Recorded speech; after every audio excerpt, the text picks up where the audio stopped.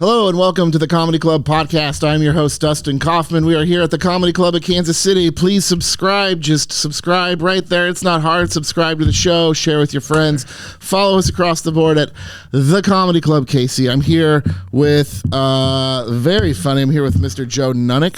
Thank you for having me. Good to see you. Yeah, thanks for being here, man. Yeah, of course, dude. So Joe is KC native. That's You're right. from here. You're living in New York now. Yep, made the plunge. You were actually, when we first opened, you were our very first host battle winner. You incubated me. Yeah, you put me in the incubator here. Right, we did and we've done it a few times since. It's always a good way for the club to kind of look at the community and stuff. Right, and but we just opened, so we had to see. It was like the whole city at the time. Yeah, it was great, man. I was the first host, right? The first paid regular. How did you describe it? Yeah, I guess that would technically by like a default. First paid regular of the Comedy Club of Kansas City, if that's a thing.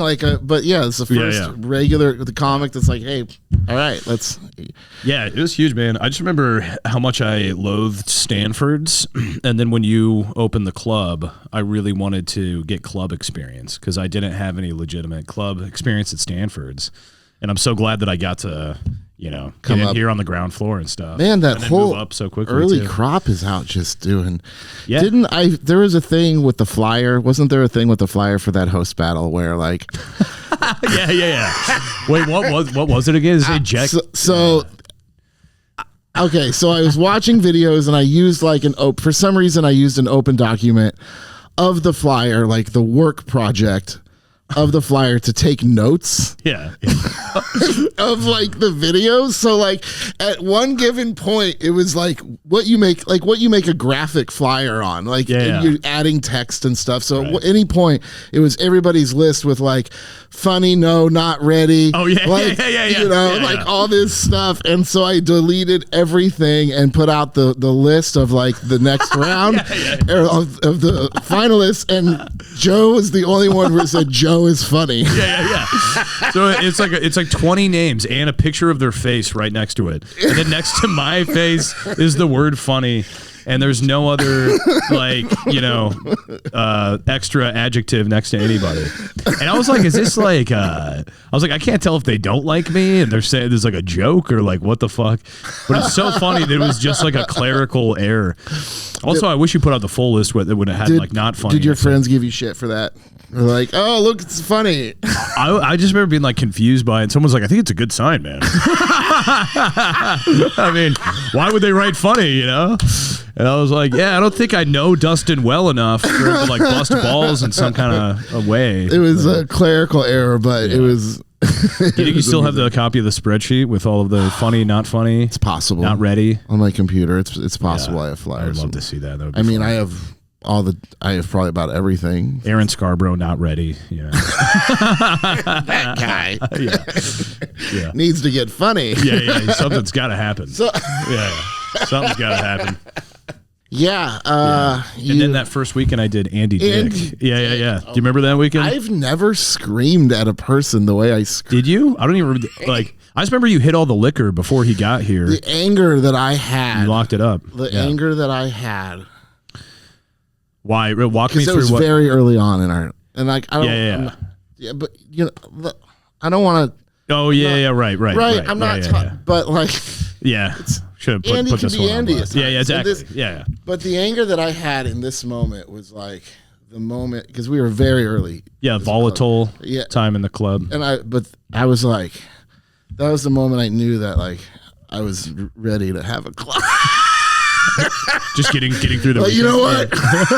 We're gonna do this. Yeah, he was a character, man. I remember he gave me a hug or something, and he said, "You have great pheromones." I was like, "Oh man, that's weird." I mean, it was really cool to have him in. But he was sweet. Yeah, he was a sweet guy when he came in and stuff, and he is. Yeah. It was just a thing prior, but it's fine. At the end, he's wonderful. Yeah, it's fine.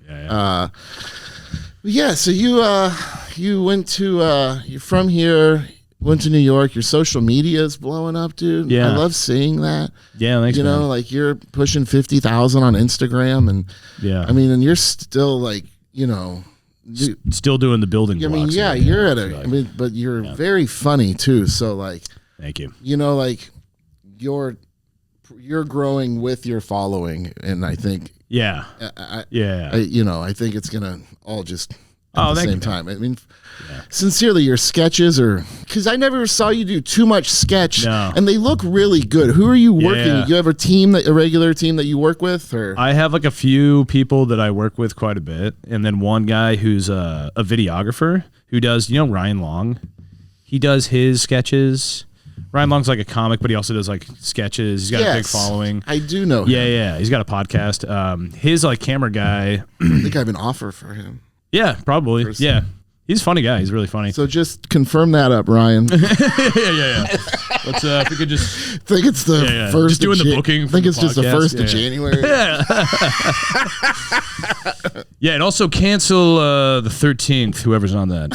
I don't have time to do this any other time. So, but yeah, no, I work with like a few guys, and he's got like a nice camera. But then I edit everything myself. Yeah.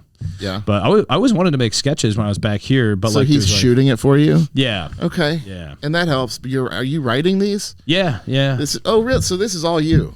Yeah, I mean, some of them all like collaborate. Like that's great, and you really put your people who don't know you, like you're on stage as well. Like that makes sense because like they are your voice. I mean, like it's your sense of humor. You can feel that, and they look good. They're great, and then you're everything else. That's great. Oh, thanks, dude. What's the Instagram? At Nunnogram, which. I don't know. Listen, when I created my Instagram 12 years ago, that's what I thought. In 2012, when people were just like, "It's Instagram, but with my name," and then I never changed it. And now I feel like it's too late to change it, so I'm just gonna. It's never too late. Yeah, I mean, I kind of like it. Comedian Joe in. Comedian Joe in. That stinks. That sucks. Changing it to Comedian Joe in. Yeah. It's just still does not say who it is at all. Yeah. But Nunnogram is. Yeah. And that's great. So what was it when you first went to New York? Like you had a job lined up? I mean, because you went on you're like, I'm just going to go. Yeah, it was kind of a fuck it move. But that's how you do it. That's how you got to do it. I think so, yeah.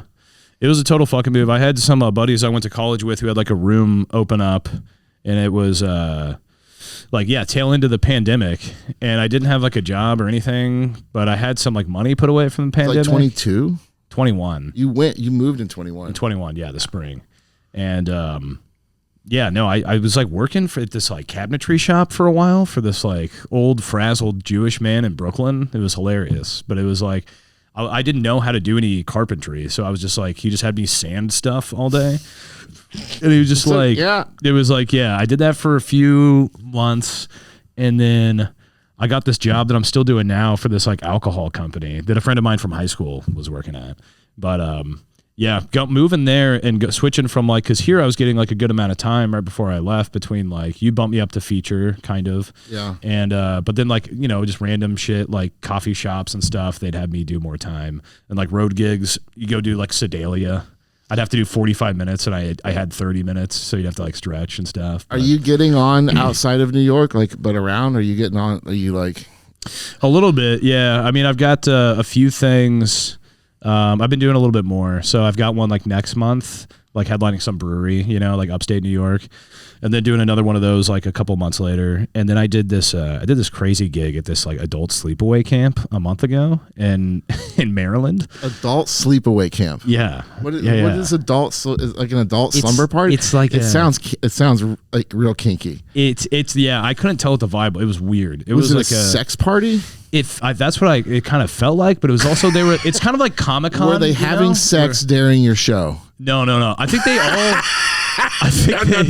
No. I don't think they had sex at all. I think they all went there thinking it was a sex party. But nobody. It's like Comic-Con, the nerds that go there like thinking they're gonna like meet like a manic pixie dream girl or whatever. It was like kind of the vibe. Like these were like Comic-Con people and like Bonnaroo people mixed together. Oh my god. They were like dorky millennials, you know what I mean? And it was just like, which is exactly who you sell an adult sleepaway camp to. Because anyone older than that's like, I'm an adult. And anyone younger than that's like, no, that sounds like a cringe millennial thing. So yeah, it was fully just like, 28 to 40-year-olds there. And what was it? Was it a fun show? the show was actually fun. Okay, good. Yeah. And they were really nice. It was a really cool. It's probably better it was they weren't getting, if they were getting laid, and it'd be a whole like, could you guys please? Yeah. I mean, I don't. Exactly. Never. This is weird. No, they'd be off having sex. I mean, I've performed in like weed houses and stuff, and those people are distracted enough. I couldn't imagine. Yeah.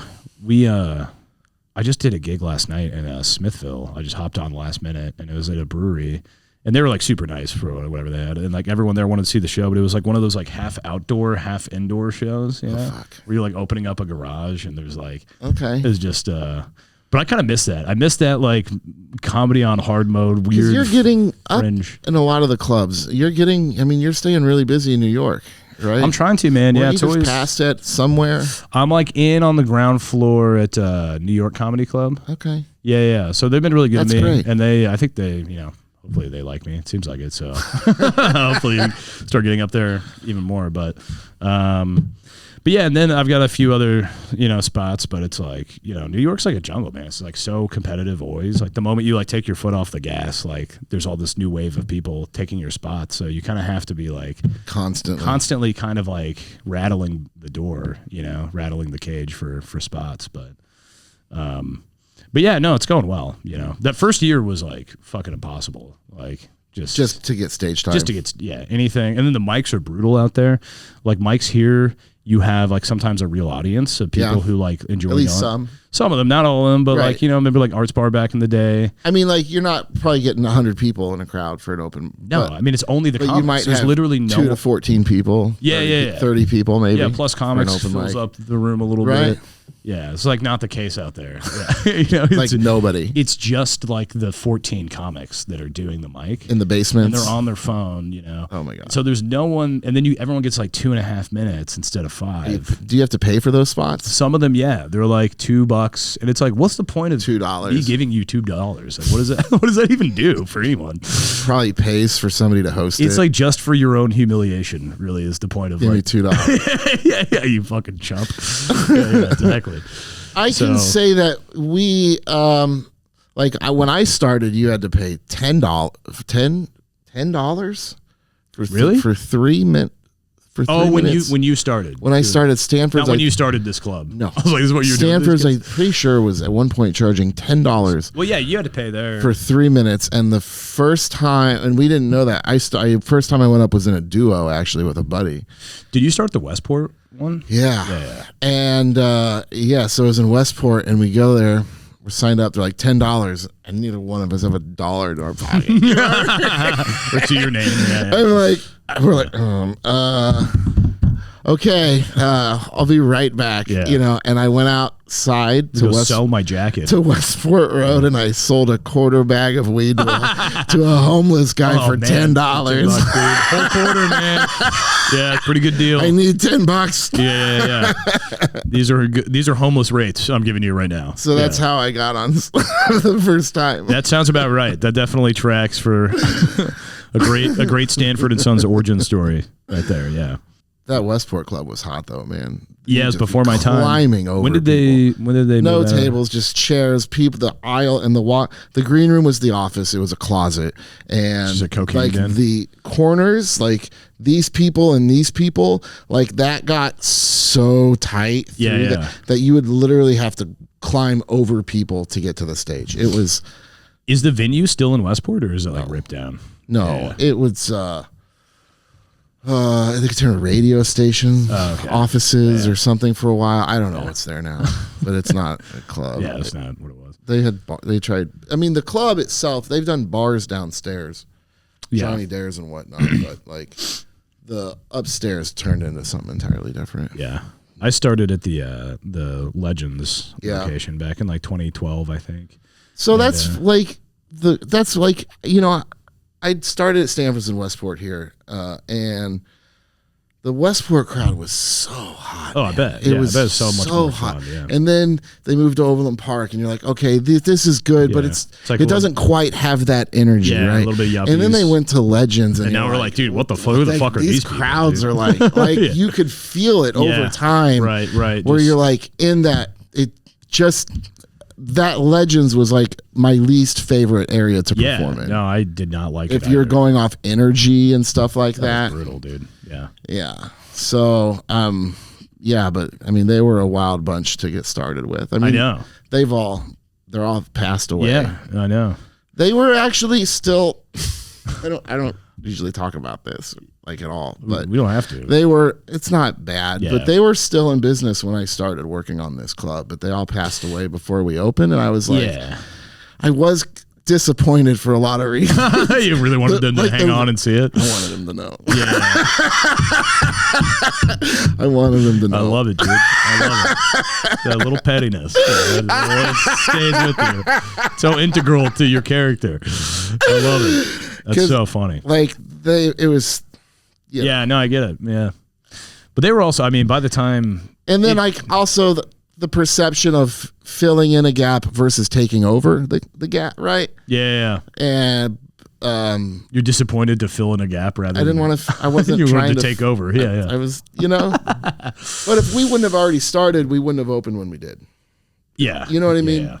I mean it's a year process or something, so almost. And you get and it was 2019, right, when you guys started.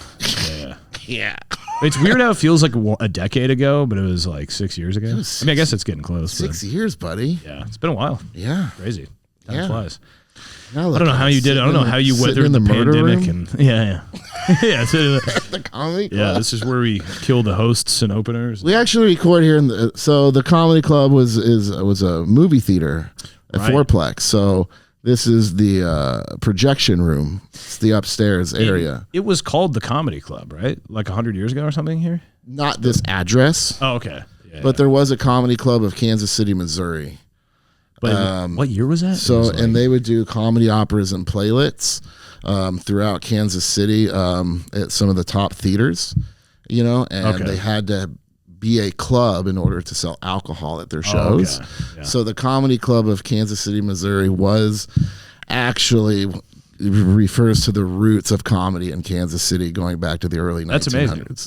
Right? So yes, the Comedy Club of Kansas City is highly Googleable, and it actually has meaning and history to I love it, to the city. How did you find out about that story? Because I never heard about that. Well, you have to file your name with the state and stuff, so you do research, you see who else is. So when I typed in you're typing in your name, just jokingly putting in different names to see if it's available. Bang bang, whatever Chuckle Hut. This somebody taken Chuckle Hut before, right? So when I typed in the Comedy Club of Kansas, it showed up, and I'm like, what the fuck is this? What is? But it expired in 1950 something. It expired 2,000 years ago. Yeah. So crazy. I'm like, what? And then I looked at the name and I researched it, and I'm like, this is really cool. Yeah. And so that's awesome. It was one of those things of maybe this is the direction to go for the name. Yeah.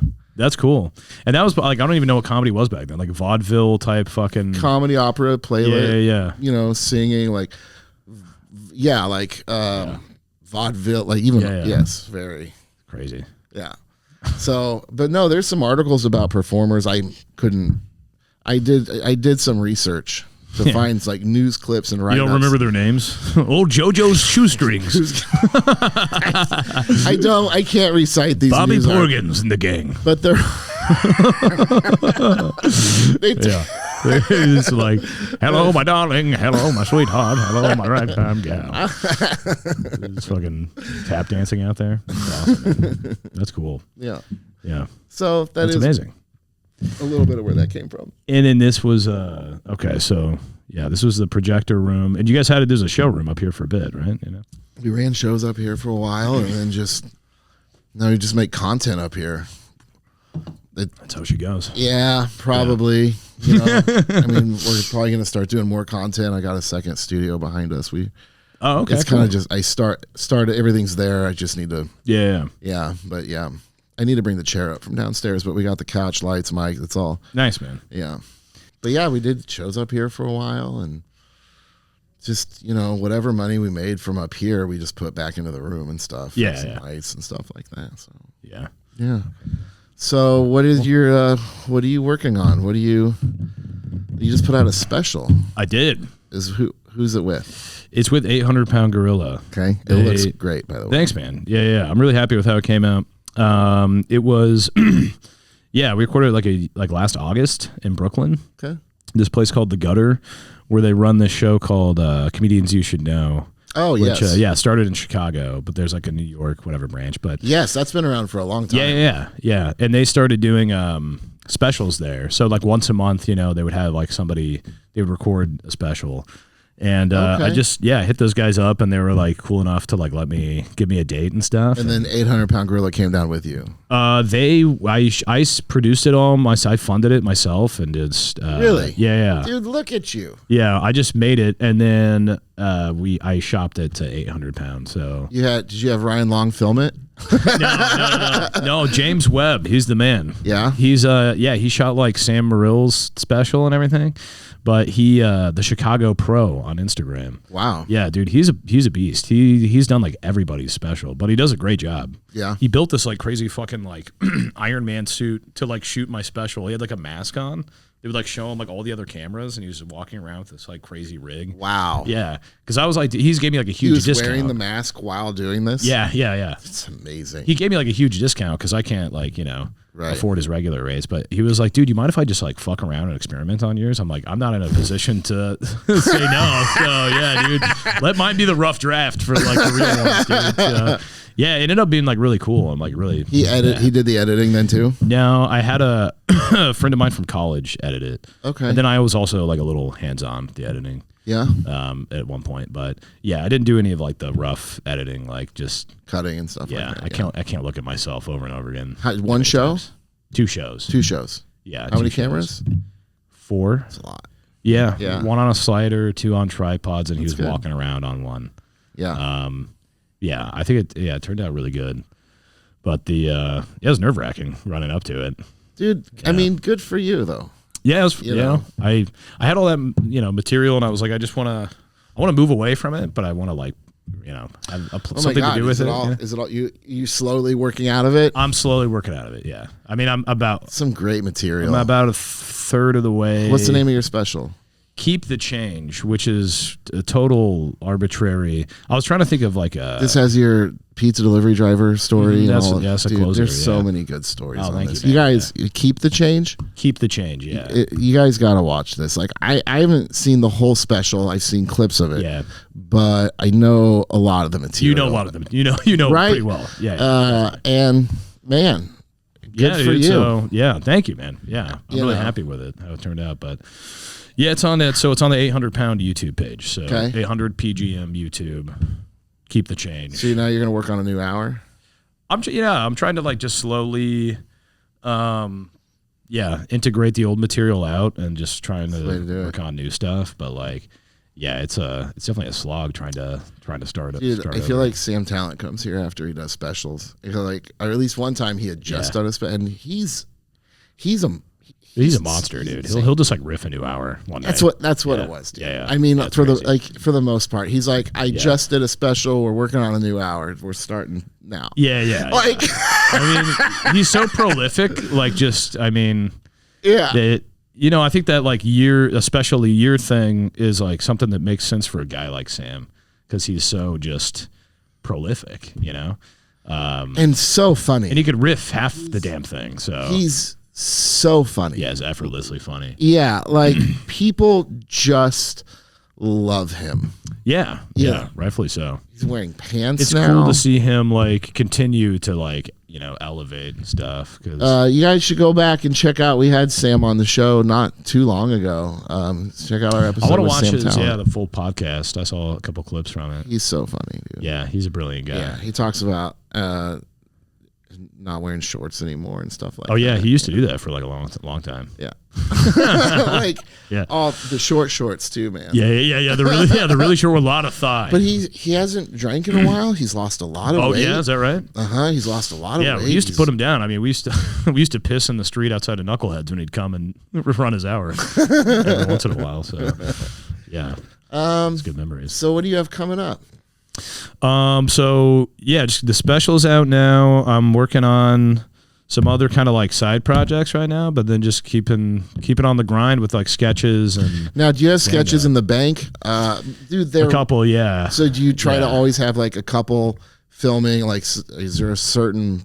Do you just release when you make it? Or are you like? Are you trying like every week? I try to aim for every week, putting something out there.